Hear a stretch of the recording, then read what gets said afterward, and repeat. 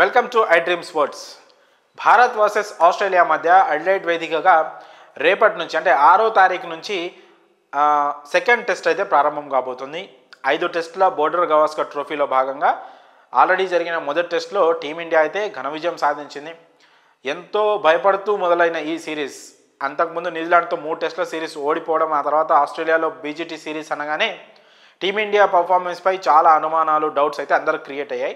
వాటన్నిటిని పట్టాపంచలు చేస్తూ టీమిండియా, పైగా కెప్టెన్ రోహిత్ శర్మ లేని టీమిండియా ఆస్ట్రేలియాలో మొదటి టెస్ట్ గెలిచి అందరి అంచనాలను తలకిందులు చేసి ప్రస్తుతం డామినేటింగ్ పొజిషన్లో అయితే నిలిచింది. ఈ క్రమంలో సెకండ్ టెస్ట్కి చాలా కాన్ఫిడెంట్తో అయితే టీమిండియా వెళ్ళబోతుంది. మరోవైపు పగ తీర్చుకోవడానికి, ఫస్ట్ టెస్ట్కి బదులు తీసుకోవడానికి, సిరీస్ను ప్రస్తుతం 1-1తో సమం చేయడానికి ఆస్ట్రేలియా కూడా అదే రీతిలో రెడీ అవుతుంది. ఈ క్రమంలోనే టీమిండియాలో కెప్టెన్ రోహిత్ శర్మ కూడా జత కలిశాడు. మరి కెప్టెన్గా ఫస్ట్ టెస్ట్లో బుమ్రా వైస్ కెప్టెన్గా, అంతకుముందు టెస్ట్ టీమ్స్కి రెగ్యులర్ వైస్ కెప్టెన్గా ఉన్న బుమ్రా ఫస్ట్ టెస్ట్లో కెప్టెన్సీ చేశాడు. సో ఇప్పుడు మళ్ళీ రోహిత్ శర్మ తిరిగి రావడంతో మళ్ళీ రోహిత్ శర్మనే కెప్టెన్గా వ్యవహరించబోతున్నాడు సెకండ్ టెస్ట్కి. అయితే రోహిత్ శర్మ రాకతో మళ్ళీ టీంలో కొన్ని మార్పులు జరగబోతున్నాయి. అవేంటంటే, రెగ్యులర్గా రోహిత్ శర్మ టీమిండియాలో ఏ పొజిషన్లో ఆడతాడు? ఓపెనర్ పొజిషన్లో ఆడతాడు. సో రోహిత్ శర్మ వచ్చిన తర్వాత జైస్వాల్తో కలిసి రోహిత్ శర్మ మళ్ళీ ఓపెనింగ్ చేస్తాడేమో అని అంతా అనుకున్నారు. చేస్తాడేమో కాదు, ఖచ్చితంగా రోహిత్ ఓపెనర్గా ఆడతాడని అంతా అనుకున్నారు. కాకపోతే ఇక్కడే రోహిత్ శర్మ కెప్టెన్గా తాను టీంకి అలాగే దేశానికి ఏం ఇవ్వగలను ఆలోచించి అదే నిర్ణయం తీసుకున్నాడు. ఒక రకంగా రోహిత్ శర్మకి ఇక్కడ మనం హ్యాట్స్ ఆఫ్ చెప్పొచ్చు. చాలా మంచి నిర్ణయం తీసుకున్నాడు. ఒక రకంగా తన ప్లేస్ను త్యాగం చేశాడు. అది ఎవరి కోసం? కేఎల్ రాహుల్ కోసం రోహిత్ శర్మ తన ప్లేస్ను త్యాగం చేశాడు. ఎందుకంటే ఫస్ట్ టెస్ట్లో మనం చూసుకున్నట్లయితే రోహిత్ శర్మ లాంటి ఒక బిగ్ ప్లేయర్ లేని లోటును కేఎల్ రాహుల్ అద్భుతంగా పూడ్చాడు. భర్తీ చేశాడు ఆ లోటుని. ఆస్ట్రేలియా లాంటి ఒక పెద్ద టీంపై మ్యాచ్, పైగా ఆస్ట్రేలియాలో మ్యాచ్ అంటే ఆ భయం అందరిలో ఉంది. టీమిండియా ఎలా ఆడుతుందో, పైగా రోహిత్ శర్మ కూడా లేడు అని.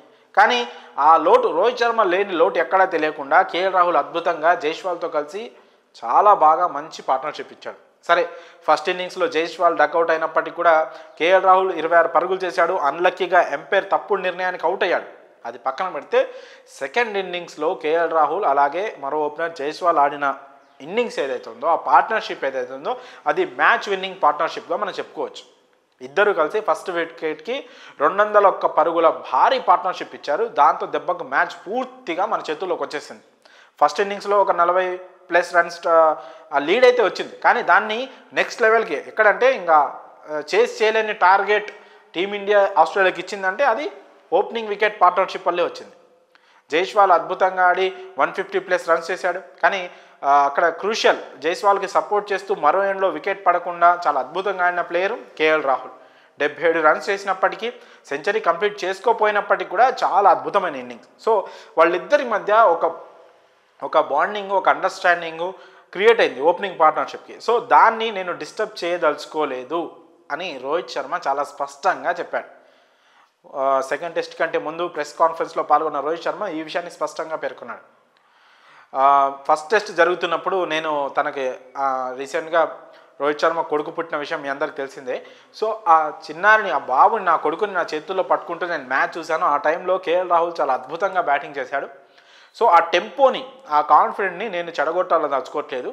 సెకండ్ టెస్ట్లో కూడా జైస్వాల్తో పాటు కేఎల్ రాహులే ఓపెనింగ్ చేస్తాడు అనే విషయాన్ని రోహిత్ శర్మ స్పష్టం చేశాడు. ఒక రకంగా తన ఓపెనింగ్ స్పాట్ని ప్రస్తుత పరిస్థితుల్లో కేఎల్ రాహుల్కి త్యాగం చేశాడని చెప్పాలి. ఎందుకంటే ఓపెనింగ్గా కేఎల్ రాహుల్ సక్సెస్ అయ్యాడు. సో రోహిత్ శర్మ ఇంకొంతకాలం క్రికెట్ ఆడినా ఆ తర్వాత రిటైర్మెంట్ ప్రకటించాలి. కానీ కేఎల్ రాహుల్కి ఇంకా చాలా లాంగ్ కెరీర్ ఉంది. సో రోహిత్ శర్మ పోతూ ఒక స్పాట్ టీమిండియాకి, ఒక బలమైన ఓపెనింగ్ పొజిషన్ ఇవ్వాలి అంటే అది కేఎల్ రాహుల్ లాంటి ఒక సీనియర్ ప్లేయర్కి ఇస్తే బాగుంటుందనే థాట్ అందరిలో మొదలైంది. దానికి కారణం కేఎల్ రాహుల్ చాలా బాగా ఆడడం ఫస్ట్ టెస్ట్లో. దానికి కారణం వల్ల అనుకున్నారు. సో దాన్ని ఫుల్ఫిల్ చేస్తూ రోహిత్ శర్మ ఓపెనర్గా కేఎల్ రాహులే కంటిన్యూ అవుతాడని ప్రస్తుతం కన్ఫర్మేషన్ అయితే ఇచ్చేశాడు. సో సెకండ్ టెస్ట్లో జైస్వాల్ అలాగే కేఎల్ రాహుల్ ఓపెనర్ చేయబోతున్నాడు. మరి రోహిత్ శర్మ ఎక్కడ ఆడతాడు అనే డౌట్ రావచ్చు. మీకు అందరికీ తెలిసిందే, రోహిత్ శర్మ తన కెరీర్ మొదలుపెట్టిందే లోవర్ ఆర్డర్ బ్యాటర్ అలాగే మిడిల్ ఆర్డర్ బ్యాటర్ నుంచి. దాదాపు టీమిండియాలో ఉన్న ప్రతి బ్యాటింగ్ ఆర్డర్ 1 నుంచి 7 వరకు ప్రతి స్థానంలో ఆడిన ప్లేయర్ ఎవరైనా ఉన్నారంటే అది రోహిత్ శర్మ పేరు మనం చెప్పుకోవచ్చు. సో అందుకనే రోహిత్ శర్మ లాంటి సీనియర్కి గతంలో తను ఆడిన ప్లేస్ ఏదైనా సరే రోహిత్ శర్మ ఆడగలడు. ఎక్కడైనా తనను తాను ప్రూవ్ చేసుకోగలడు. సో అందుకనే రోహిత్ శర్మ పైగా కేఎల్ రాహుల్ కాస్త స్ట్రగుల్ అవుతున్నాడు. ఈ ఆస్ట్రేలియాతో సిరీస్ కంటే ముందు న్యూజిలాండ్తో ఫస్ట్ టెస్ట్ ఆడాడు, దాంట్లో విఫలం అవడంతో పాపం అతన్ని పక్కన పెట్టారు. మిగతా 2 టెస్టులు అతన్ని ఆడించలేదు. అలాంటి ప్లేయర్ ఆస్ట్రేలియా గడ్డపై ఆస్ట్రేలియాతో మ్యాచ్లో చాలా మంచి ప్రదర్శన చేసినప్పుడు అతని టెంపోను, అతని ఇంటెంట్ని, ఆ కాన్ఫిడెంట్ని మనం అంటే చంపకుండా, తన కాన్ఫిడెంట్ లో కాకుండా తనని అదే పొజిషన్ను ఆడిపించడం టీంకి ప్లేస్ అవుతుంది. అలాగే కేఎల్ రాహుల్ అతని కెరీర్ కూడా ప్లస్ అవుతుందని ఆలోచించి రోహిత్ శర్మ ఈ డిసిషన్, చాలా మంచి డిసిషన్ అయితే తీసుకోవడం జరిగింది. రోహిత్ శర్మ ఏ ఆర్డర్లో అయినా ఆడగలడు ఈజీగా. సో తనకి ఎప్పటి నుంచో అలవాటైన మిడిల్ ఆర్డర్లో ఆడి రన్స్, అంటే ధ్రువ్ జురేల్ ఆడుతున్న ప్రస్తుతం ప్లేస్లో ఆడి తన సక్సెస్ అయితే కూడా టీం ముందు మనకి బీజీటీ గెలవడం ఇంపార్టెంట్. దాంతోపాటు WTC వరల్డ్ టెస్ట్ ఛాంపియన్షిప్ ఫైనల్కు వెళ్ళడం కూడా మనకి ఇంపార్టెంట్. ఈ విషయాన్ని దృష్టిలో పెట్టుకొని రోహిత్ శర్మ అయితే ఒక చాలా మంచి నిర్ణయం తీసుకున్నాడని చెప్పొచ్చు. మరి ఓపెనర్గా కేఎల్ రాహుల్నే కంటిన్యూ చేస్తాను అని రోహిత్ శర్మ తన ప్లేస్ను కేఎల్ రాహుల్ కోసం త్యాగం చేయడంపై మీ అభిప్రాయంలో కామెంట్స్ రూపంలో తెలియజేయండి.